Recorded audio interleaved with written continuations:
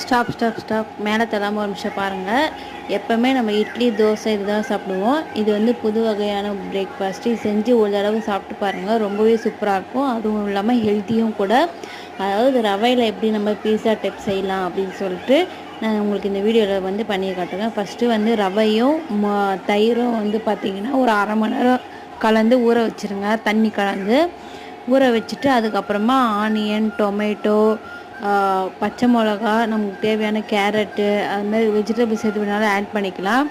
Add பண்ணி அதில் mix பண்ணிவிட்டு அதை வந்து தவாவில் ஹீட் பண்ணிவிட்டு எண்ணெய் ஊற்றிட்டு அதை மேலே போட்டு தோசை ஊற்றுற மாரி ஊற்றிட்டு அது ஒரு 5 மினிட்ஸ் கழித்து மூடி வச்சு எடுத்தோன்னா சூப்பராக ரெடி ஆகிடும். உங்களுக்கு இது ஒரு டைம் ட்ரை பண்ணி பாருங்கள். ரொம்பவே ஈஸியாகவும் இருக்கும், டேஸ்டியாகவும் இருக்கும். இந்த சேனல் உங்களுக்கு பிடிச்சிருந்துச்சின்னா மறக்காமல் லைக் பண்ணுங்கள், ஷேர் பண்ணுங்கள், சப்ஸ்கிரைப் பண்ணிவிடுங்க. தேங்க்யூ ஃபார் வாட்சிங்.